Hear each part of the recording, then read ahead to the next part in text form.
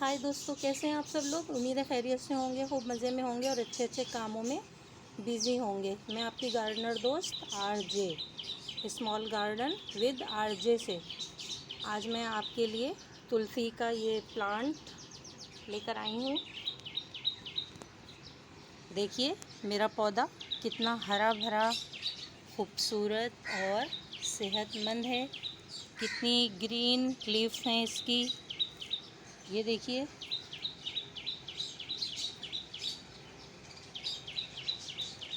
तुलसी के कई पौधे हैं दोस्तों मेरे पास, ये देखिए।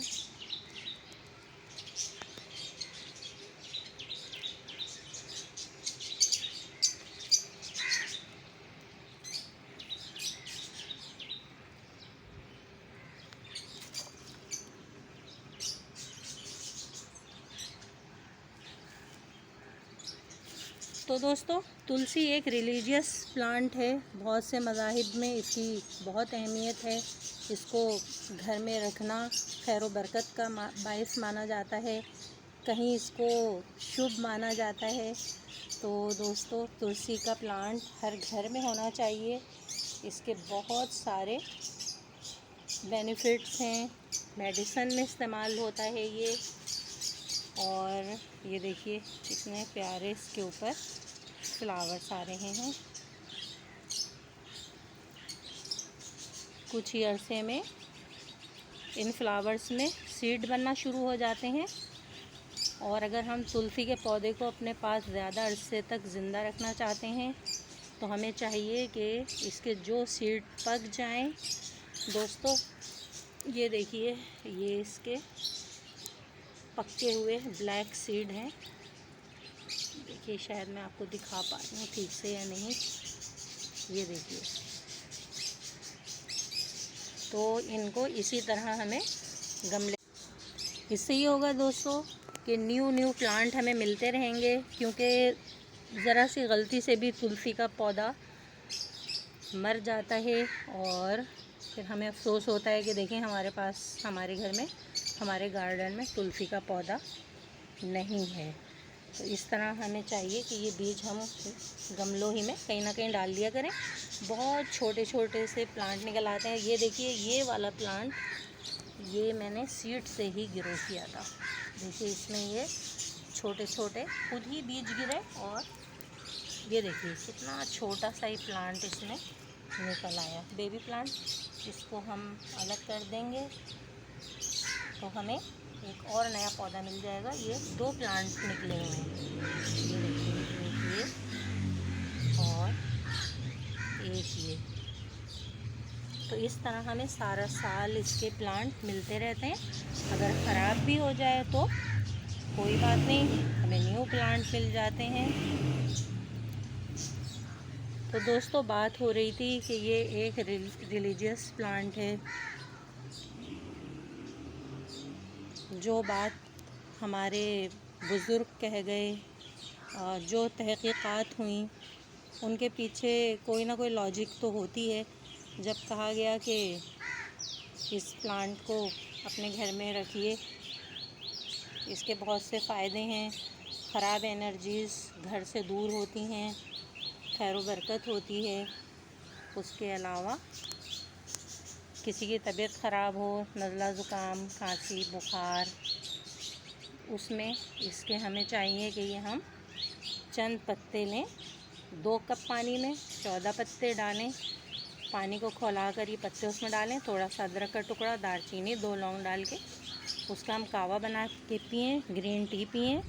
तो उससे हमें कफ़ में, खांसी, नज़ला ज़ुकाम, बुखार में बहुत फ़ायदा मिलेगा। मुंह में बू आती है तो हमें चाहिए कि हम इसकी फ्रेश ये चंद पत्तियाँ धोएं और धोकर मुंह में चबा लें।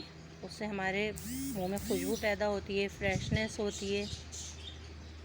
तो दोस्तों, इसके फ़ायदे अगर गिनवाए जाएं तो पूरी एक किताब लिखी जा सकती है।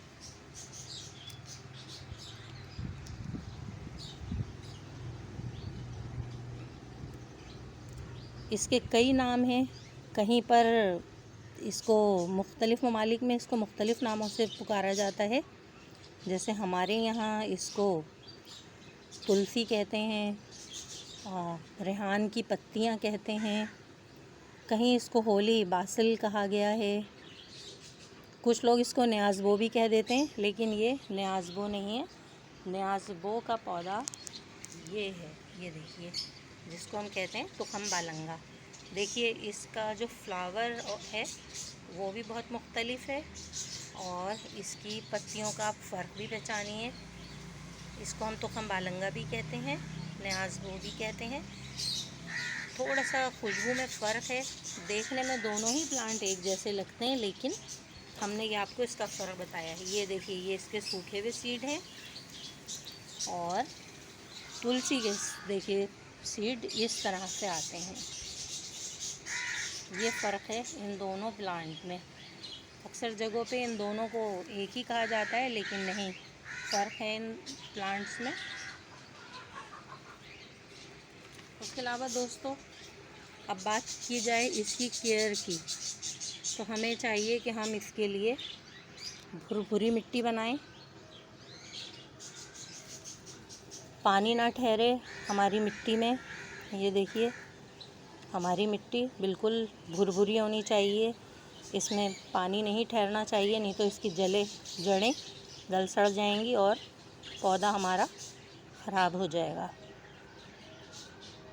तो हमें चाहिए कि हम 70% इसमें नॉर्मल मिट्टी डालें, 20% सैंड इसमें डाल दें, जो दरियाई रेत होती है, बारीक बजरी, जो हमारे घरों में कंस्ट्रक्शन में काम में आती है, और 10% हम इसमें कोई भी खाद, चाहे वो गोबर की सड़ी हुई 2 साल पुरानी खाद हो या पत्तियों से बनाई हुई खाद हो, इस तरह की मिट्टी हम तैयार करें। पानी हम इसे जब दें जब हम देखें कि इसकी पत्तियां थोड़ी मुरझाई हुई हो रही हैं, और गर्मी की तेज़ धूप में हमें चाहिए कि हम इसे सुबह की तो हम इसको धूप दें 4-6 घंटे की, लेकिन 12, 1 और 2 बजे की बाद की धूप से हमें इसको बचाना चाहिए।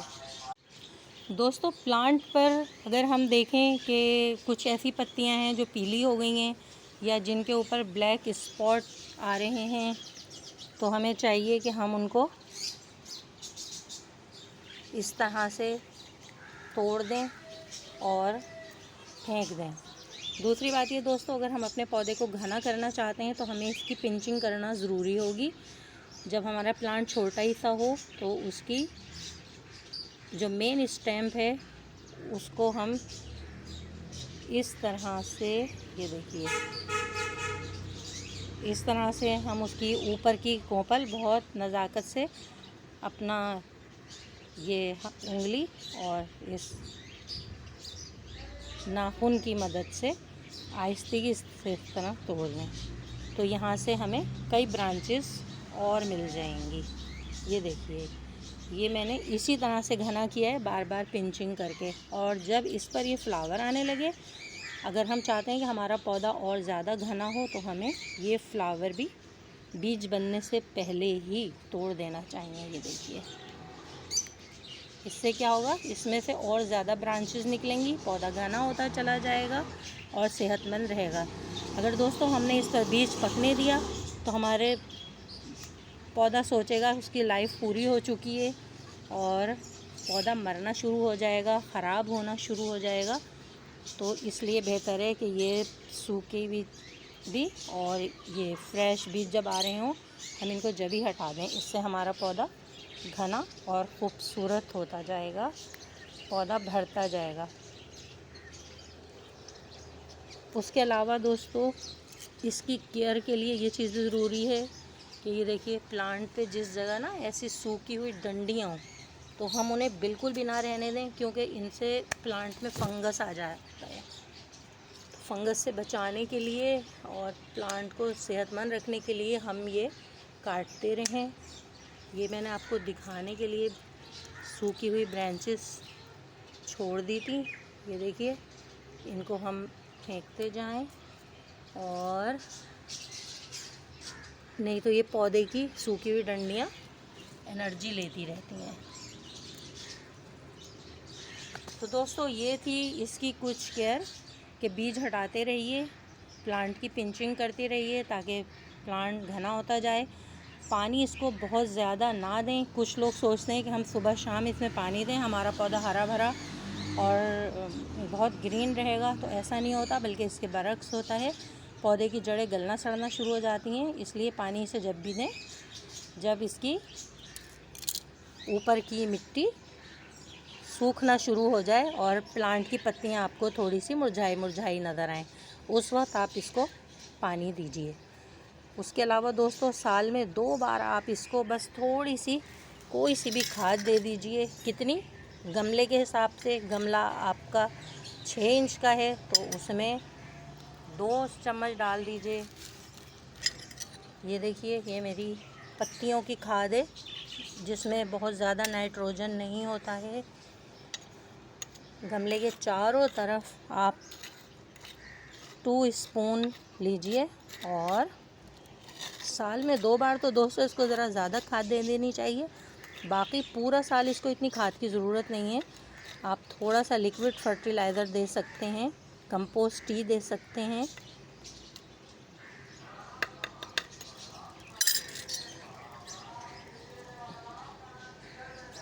फरवरी के बाद एक आप इसमें थोड़ी खाद दे दीजिए। उसके अलावा अगस्त और सितंबर के बाद जब बारिशें ख़त्म हो जाती हैं, जब आप इसमें थोड़ी खाद दे दीजिए। उसके बाद पूरा साल तकरीबन आपको इसमें खाद देने की ज़रूरत नहीं रही। मेडिसिनल प्लांट होने के साथ साथ इसकी खूबी ये भी है कि कहा जाता है जिस जगह ये प्लांट रखा होता है वहाँ पे डेंगू मच्छर और दूसरे मच्छर नहीं आते हैं।